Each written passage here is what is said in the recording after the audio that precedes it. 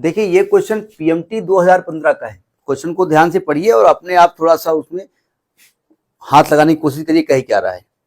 Question कहता है कि a block of mass 10 kg moving in x direction with a constant speed of 10 meter per second is subjected to a retarding force F is equal to 0.1 x joule per meter during its travel from x is equal to 20 to x equal to 30 meter, its final kinetic energy क्या होगी। देखो पहले तो देख लिया जाए भाई given क्या है, इसके बाद बात करते हैं। क्या गिवन है, एक बॉडी है जिसका मास दिया हुआ है आपका 10 kg, यानी मास ऑफ बॉडी जो दिया हुआ है वो 10 kg दिया हुआ है, ठीक है। और कह रहे हैं कि इस कांस्टेंट स्पीड 10 मीटर पर सेकंड से वो जा रही है, यानी उसकी जो कांस्टेंट स्पीड है वो यू मान लेता हूं फिलहाल, वो 10 मीटर पर सेकंड की रफ्तार से जा रही है।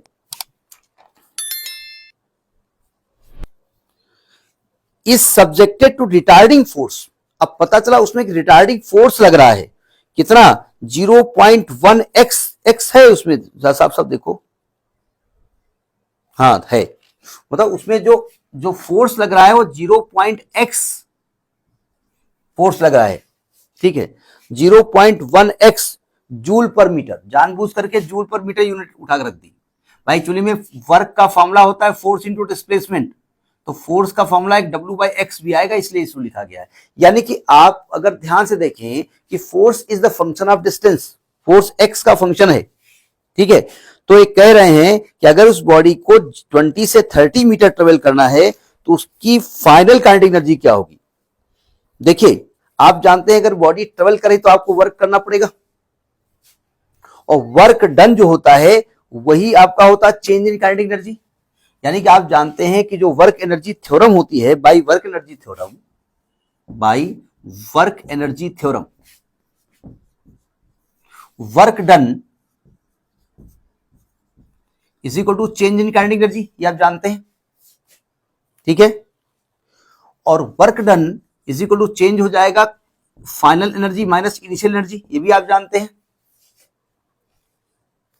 और जो अब आपसे कहा क्या इन्होंने फाइनल एनर्जी, तो फाइनल एनर्जी का फॉर्मूला क्या होगा, work done plus initial energy. अब वर्क कैसे निकालें, देखो इनिशियल एनर्जी वो है कि ऑलरेडी वो v वेलोसिटी चल रही है u वेलोसिटी से, तो उसकी एनर्जी हाफ mu स्क्वायर तो पहले से थी, नहीं समझे। अब उतनी एनर्जी थी उसके पास, लेकिन भाई साहब बीच में फोर्स कहीं लग रहा था तो उसको और वर्क करना पड़ रहा था, ठीक है। तो इसके लिए क्या यूज करेंगे, इसके लिए हमको करना पड़ेगा FDX, और इंटीग्रल कहां से कहां तक करेंगे, 40 मीटर से 20 से 30, 20 से 30 के बीच में इसको बस हो गई, वैल्यू निकल आई। Kinetic energy final is equal to integral 20 to 30, F की वैल्यू क्या है 0.1x dx plus half mu square, बाद में वैल्यू रखेंगे उठा करके। देखो 0.1 बाहर कर दो, x की पावर 1 है ना, तो x की पावर 1 का इंटीग्रल क्या हो जाएगा, x स्क्वायर बाई 2, ये होता है ना फॉर्मूला।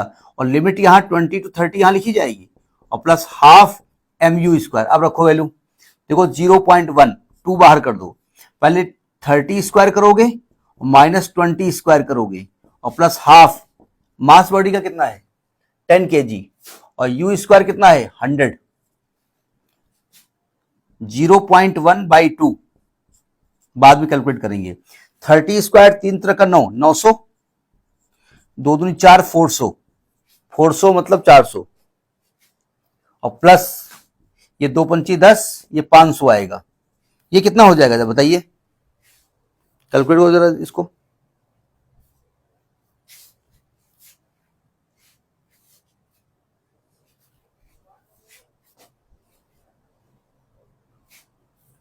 एक मिनट, एक उल्टा लिख, हाँ ठीक है, माइनस, गलत लिख गए क्या, 20 से 30, एक मिनट, एफ की वैल्यू माइनस में लिखी है क्या, हम जरा पढ़ नहीं पाए क्या, माइनस, अच्छा रिटार्डिंग फोर्स है, सॉरी रिटार्डिंग फोर्स है, एफ निगेटिव होगा यहां पर, minus minus minus minus minus ये हो जाएगा आपका 1/20 इंटू 900 माइनस 400 हो जाएगा 500 प्लस 500, तो 2 से 2 कट गया, ये 25 आएगा, यानी 475 जूल हो जाएगी।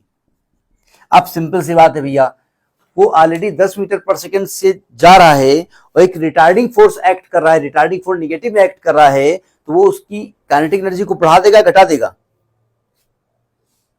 घटा देगा, उसने घटा दिया। तो ये आपका क्वेश्चन है 2015 पीएमटी का, ठीक है।